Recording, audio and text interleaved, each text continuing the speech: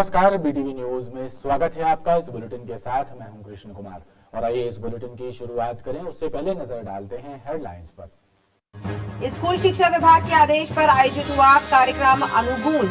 शासकीय स्कूल के बच्चों ने दी एक से बढ़कर एक सांस्कृतिक प्रस्तुतियां। एमपी पावर मैनेजमेंट के रेवेन्यू मैनेजमेंट विभाग के विखंडन को लेकर लामबंद हुए संगठन। विभिन्न संगठनों की संयुक्त बैठक में तय हुई आंदोलन की रूपरेखा। और डोर टू डोर कचरा कलेक्शन के वाहन चलाने वाले ड्राइवर्स एवं हेल्पर्स ने की काम बंद हड़ताल। 4 महीनों से वेतन नहीं मिलने से परेशान है ड्राइवर और हेल्पर।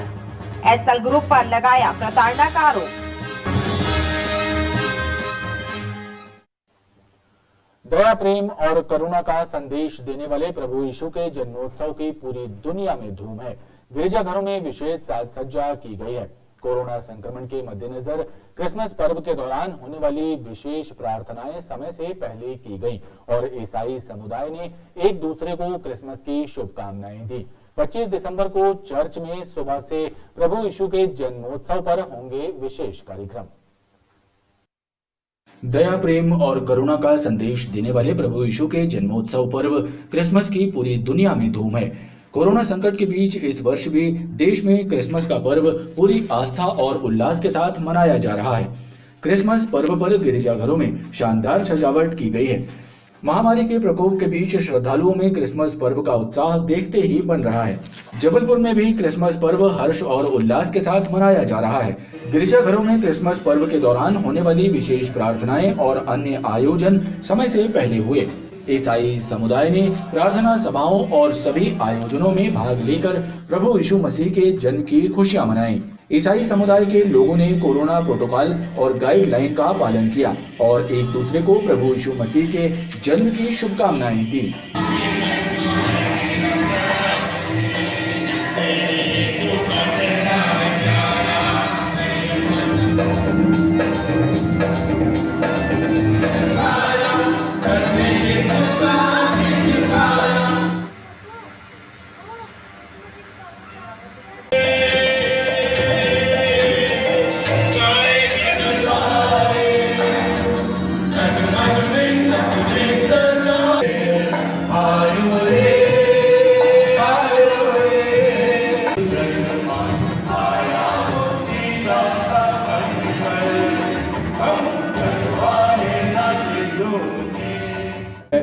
सबको विश करना चाहूँगा मेरी क्रिसमस हम सबकी तरफ से, Holy Trinity Church Napier Town की तरफ से।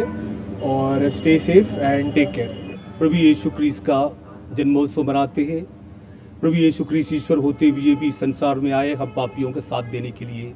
तो हम इस बात से खुश हैं कि यीशु हमारे साथ है और सदा हमारे साथ रहेंगे। जबकि हमने प्रभु की स्तुति की और बहुत ही सुंदर गीतों के द्वारा, वचन के द्वारा परमेश्वर की महिमा की और एक दूसरों को ये संदेश दिया कि परमेश्वर का पुत्र हमारे बीच में हमारे पापों को क्षमा करने के लिए आया। और उन्होंने जब जन्म लिया तो बहुत से दर्शनों को हमने देखा। हमारे पासवान के द्वारा हमें बताया गया कि वो हमें एक उपहार के रूप में मिला है। उस आनंद को हम पूरे शहरवासियों को, पूरे देशवासियों को बांटना चाहते हैं। 2021 वर्ष पूर्व हमारे प्रभु यीशु मसीह ने इस पृथ्वी पर जन्म लिया और वह हम सब के लिए आनंद और खुशी और अनुग्रह को लेकर आए और वही आनंद खुशी आज तक हम लोग अपने जीवन में पाते हैं। और इस क्रिसमस की हम पूरे शहरवासियों को हार्दिक शुभकामनाएं कहते हैं। क्रिसमस पर्व के अवसर पर ईसाई समुदाय के लोग चर्चों में पहुंचे और प्रभु यीशु मसीह के जन्मोत्सव को सेलिब्रेट किया। लोगों ने विशेष प्रार्थना सभाओं में भाग लिया और प्रभु यीशु मसीह से कोरोना के खात्मे की प्रार्थना भी की। क्रिसमस पर्व के अवसर पर गिरजाघरों में की गई आकर्षक सजावट लोगों के आकर्षण का केंद्र बनी रही। सिविक सेंटर में सड़क पर लगी दुकानें यातायात व्यवस्था के लिए चुनौती बनी हुई हैं।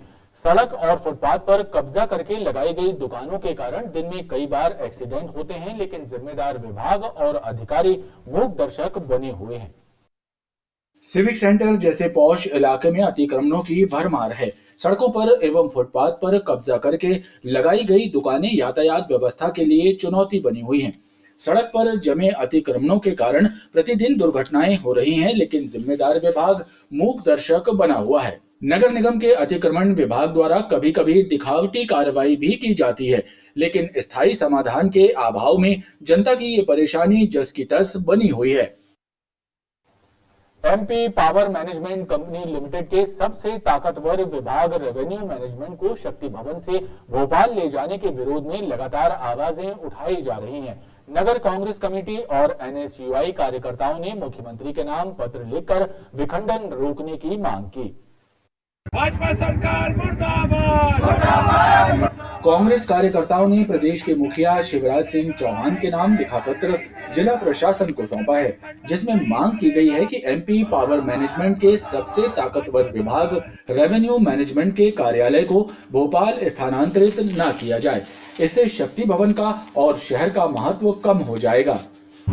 ये विखंडन को रोकने के लिए चाहे ईंट से ईंट बजाना पड़े, चाहे सरकार को हिलाना पड़े, लेकिन शक्ति भवन का कोई भी यहाँ का स्टाफ जबलपुर से विखंडन की ओर नहीं जाएगा और भोपाल नहीं जाएगा। कांग्रेस कार्यकर्ताओं का कहना है कि इस डिजिटल युग में विद्युत मंडल के राजस्व प्रबंधन विभाग को भोपाल में शिफ्ट करना समझ से परे है। इस विखंडन को तत्काल निरस्त करना चाहिए, अन्यथा तीव्र आंदोलन किया जाएगा। कोरोना काल और लॉकडाउन समयावधि में प्रदेश को जिन विद्युत उपभोक्ताओं के बिजली बिलों को माफ करने की प्रदेश सरकार ने घोषणा की थी, उन्हीं विद्युत उपभोक्ताओं को सरकार के इशारे पर बिजली कंपनियां बिल वसूली का नोटिस देकर बिल जमा करने बाध्य कर रही हैं। इस मामले को लेकर कांग्रेस झुग्गी झोपड़ी प्रकोष्ठ के पदाधिकारियों और सदस्यों ने प्रदेश के ऊर्जा मंत्री के नाम शक्ति भवन मुख्यालय में ज्ञापन सौंपा। कांग्रेस झुग्गी झोपड़ी प्रकोष्ठ के नेताओं ने इस दौरान प्रदेश सरकार और बिजली कंपनियों को आड़े हाथों लिया। कांग्रेस नेताओं ने कहा कि अब भी गरीब कोरोना काल की आर्थिक तंगियों से उबर नहीं सका है। ऐसे में बिजली कंपनियों द्वारा बिलों का भुगतान करने उपभोक्ताओं पर दबाव बनाया जा रहा है और बिल वसूली के लिए उन्हें प्रताड़ित किया जा रहा है, जिससे उपभोक्ता परेशान हैं। प्रदेश सरकार को माफ किए हुए बिजली बिलों के भुगतान के आदेश पर रोक लगानी चाहिए। जो कोरोना के समय उन्होंने 1 किलोवाट तक के बिजली उपभोक्ताओं के बिल माफ कर दिए गए थे, उन 1 लाख उपभोक्ताओं को फिर से उन्होंने नोटिस जारी करके और बिल वसूलने की बात कही है और धमकी दी है कि अगर दिसंबर तक वो बिल नहीं जमा करेंगे तो उनके जो अभी जो वर्तमान में जो बिल आ रहे हैं उसके साथ उसको जोड़ दिया जाएगा, जिसका हम कांग्रेस पार्टी विरोध कर। बच्चों और महिलाओं के विरुद्ध घटित अपराधों की विवेचना संवेदनशीलता और गंभीरता से की जाए ताकि पीड़ितों को न्याय मिलने में किसी प्रकार की बाधा उत्पन्न न हो। इस संबंध में पुलिस कंट्रोल रूम में एक सेमिनार का आयोजन किया गया। एडिशनल एसपी राय सिंह नरवरिया साहब ने उनको खबर की। सेमिनार में जिले के ऊर्जा डेस्कों में पदस्थ पुलिस अधिकारी शामिल हुए। सेमिनार के माध्यम से पुलिस अधिकारियों को कौशल उन्नयन का प्रशिक्षण भी दिया गया। पुलिस मुख्यालय के निर्देश पर आयोजित इस सेमिनार में अलग अलग सत्रों का आयोजन हुआ, जिसमें अनुसंधान, कानूनी पहलू, विवेचना, साक्ष्य संकलन को लेकर विषय पर विशेषज्ञों ने पुलिस अधिकारियों को उचित जानकारियां प्रदान की और प्रशिक्षण प्रदान किया ताकि बच्चों और महिलाओं के विरुद्ध घटित अपराधों का अनुसंधान सही ढंग और गंभीरता के साथ किया जा सके। ये कहा जाता है कि डॉक्टर जो है मरीज से रिश्तेदारी ना रखे, उसको एक मरीज समझ के उसका इलाज करे, लेकिन पुलिस में थोड़ा उल्टा है इसका। पुलिस में हमें उस पीड़ित व्यक्ति का रिश्तेदार बनके ही काम करना पड़ता है, तो हम बहुत अच्छे तरीके से काम कर सकते हैं। बहुत सारे केसेस ऐसे हुए हैं, खासतौर से बच्चियों और महिलाओं के तो बहुत सारे केसेस हुए। उद्देश्य यही है कि जो ऊर्जा डेस्क महिलाओं के फर्स्ट कांटेक्ट ऑफ पॉइंट के हिसाब से जो थानों में बनाई गई है, तो महिला प्रार्थियां जो आती है, पीड़ित महिलाएं जो आती है थाने में, उनके साथ कैसे बिहेव करना है, किस तरीके से उन्हें सेंसिटिव रहते हुए संवेदनशीलता के साथ उनको सुना जाए, कैसे उनके साथ व्यवहार किया जाए, उनके पक्ष को सुना जाए और कार्रवाई की जाए, यही इसका उद्देश्य है। और कैसे ऊर्जा डेस्क का उन्नयन किया जाए, कैसे उनकी स्किल्स को और बढ़ाया जाए जिससे कि वो और अच्छा परफॉर्मेंस दे सकें और महिला संबंधी जो अपराध है उसमें कहानी का कमी आए और महिलाएं सुरक्षित महसूस करें। कोरोना की तीसरी लहर की आशंका के बीच जिले में भी कोरोना संक्रमित मरीजों के मिलने का क्रम जारी है। जिले में बीते 24 घंटे के दौरान 5,529 सैंपलों की जांच की गई, जिसमें कोरोना संक्रमित एक मरीज मिला। बीते 24 घंटों के दौरान कोरोना संक्रमण से मुक्त हुए एक व्यक्ति को डिस्चार्ज किया गया। जिले में कोरोना से किसी भी मरीज की मृत्यु की पुष्टि जिला प्रशासन ने नहीं की है। कोरोना की तीसरी संभावित लहर और मरीजों की बढ़ती संख्या को देखते हुए प्रदेश सरकार ने लोगों से सावधानी बरतने की अपील की है। गौरतलब है कि गुरुवार को जिले में कोरोना के 5 नए संक्रमित मरीज मिले थे। राज्य आर्थिक अपराध अन्वेषण ब्यूरो जबलपुर ने स्कोडा कार शोरूम सागर ऑटोटेक लिमिटेड एजेंसी के संचालकों के खिलाफ विशेष कोर्ट में चालान पेश कर दिया है। चालान में इस बात की पुष्टि की गई है कि संचालकों ने एजेंसी के माध्यम से वर्ष 2018-19 में 42 वाहनों का डबल इनवॉइस बनाकर विक्रय किया और शासन को 19 लाख रुपए की चपत लगाई है। चालान में स्कोडा इंडिया के भोपाल और इंदौर के डीलरों की भूमिका भी संदिग्ध बताई गई है। इस संबंध में विवेचना जारी है। जबलपुर राज्य आर्थिक अपराध अन्वेषण ब्यूरो ने स्कोडा कार शोरूम सागर ऑटोटेक लिमिटेड एजेंसी के संचालक प्रतीक जैन, श्रीमती मीनल जैन और कंपनी के तत्कालीन वाइस प्रेसिडेंट अशोक ठाकुर के विरुद्ध न्यायालय में अभियोग पत्र प्रस्तुत कर दिया है। कंपनी के भोपाल और इंदौर के डीलरों की भूमिका के संबंध में जांच जारी है। ईओडब्ल्यू के अधिकारियों ने बताया कि कंपनी के संचालकों ने 42 वाहनों के डबल इनवॉइस बनाकर शासन को 19 लाख रुपए की चपत लगाई थी। ईओडब्ल्यू ने वर्ष 2019 में एजेंसी के संचालकों के विरुद्ध फर्जी इनवॉइस तैयार करने, धोखाधड़ी करने और साजिश रचने की धाराओं के तहत प्रकरण दर्ज किया था और प्रारंभिक जांच में 19 लाख रुपए टैक्स चोरी का मामला ईओडब्ल्यू ने पकड़ा था। मामले की विवेचना पूरी होने के बाद शुक्रवार को न्यायालय में चालान पेश किया गया है। इसके विरुद्ध शिकायत ये थी कि इनके द्वारा टैक्स बचाने के लिए, टैक्स की चोरी करने के लिए जो इनवॉइस और पेपर्स तैयार किए जाते हैं और जो पार्टी को दिए जाते हैं उसमें अलग अमाउंट लिखा जाता है और जो आरटीओ में टैक्स जमा करने के लिए दिया जाता है उसमें अमाउंट कम करके लिखा जाता है, ताकि जो ज़्यादा अमाउंट पार्टी से लिया है उतना ना देकर कम अमाउंट पे ही टैक्स भरा जाए। तो उस टैक्स की चोरी के सिलसिले में छापा मारा गया था। उसमें अपराध क्रमांक 27/19 उनके खिलाफ पंजीबद्ध किया गया था। इनके डायरेक्टर्स प्रतीक जैन, उनकी वाइफ और जो जीएम थे स्कोडा के अमर सिंह, उनके खिलाफ अपराध पंजीबद्ध किया गया था। उस विवेचना के दौरान ऐसी एक शिकायत के बाद जब विवेचना की गई तो ऐसी कम से कम 20 से 22 प्रकरण और पाए गए जिसमें उनके द्वारा फर्जी दस्तावेज तैयार करके और शासन को हानिकारित की गई थी। विवेचना के उपरांत आज चालान तैयार करके विशेष न्यायालय जबलपुर में इन सब आरोपियों के विरुद्ध आज चालान पेश कर दिया गया है। बताया जाता है कि शहडोल निवासी शुभम अरोरा ने शोरूम से 36,34,000 रुपए में कार खरीदी। एजेंसी ने परिवहन विभाग में रजिस्ट्रेशन के दौरान कार की कीमत 27 लाख रुपए दर्शाते हुए इनवॉइस भेजी। शिकायत पर परिवहन विभाग ने कार्रवाई नहीं की, जबकि विभाग को भी 84,000 रुपए टैक्स की चपत लगी थी। पीड़ितों ने इस मामले की शिकायत ईओडब्ल्यू में की थी। ओमती थाना क्षेत्र में स्थित एक कार शोरूम में कार खरीदने के बाद लापता हो गए रीवा निवासी जिम संचालक राम कुमार मिश्रा को ओमती पुलिस ने सागर में खोज निकाला। पुलिस टीम राम कुमार को जबलपुर लाई और थाने में उनसे पूछताछ की। जिम संचालक ने पारिवारिक परेशानी के कारण ये कदम उठाने की बात पुलिस को बताई। करीब 1 माह पहले ओमती थाना क्षेत्र में स्थित कार शोरूम से कार खरीदने के बाद अचानक लापता हो गए रीवा निवासी जिम संचालक राम कुमार मिश्रा को ओमती पुलिस ने सागर में खोज निकाला।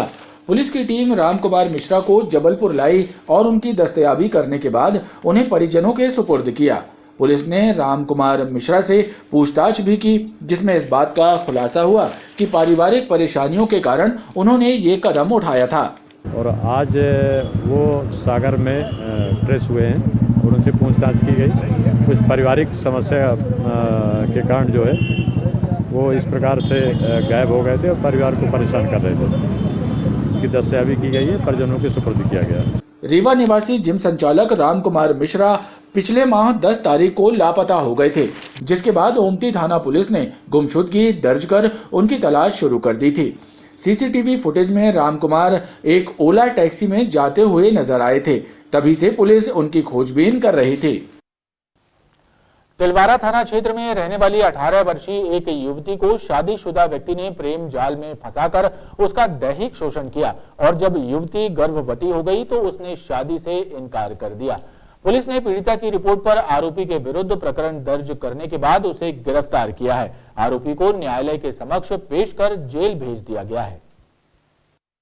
तिलवारा थाना क्षेत्र के भैरव नगर में रहने वाले प्रेम बर्मन नामक एक शादीशुदा व्यक्ति को पुलिस ने 18 वर्षीय युवती के साथ दुष्कर्म करने के आरोप में गिरफ्तार किया है।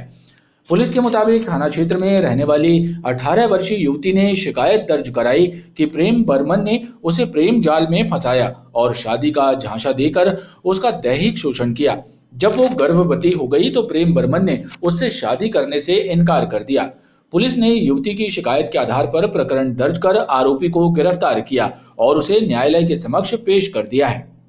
शादी का झांसा देकर के उनके साथ गलत काम किया उस व्यक्ति ने, तो इस मामले में गिरफ्तारी हो चुकी है और उसको न्यायालय पेश किया जा चुका है। आरोपी प्रेम बर्मन है जो कि भैरव नगर का निवासी है, तिलवारा क्षेत्र का। हाँ, वो शादीशुदा है, तो इसमें मतलब उसने धोखेबाजी की है और शादी का झांसा देकर के गलत काम किया है।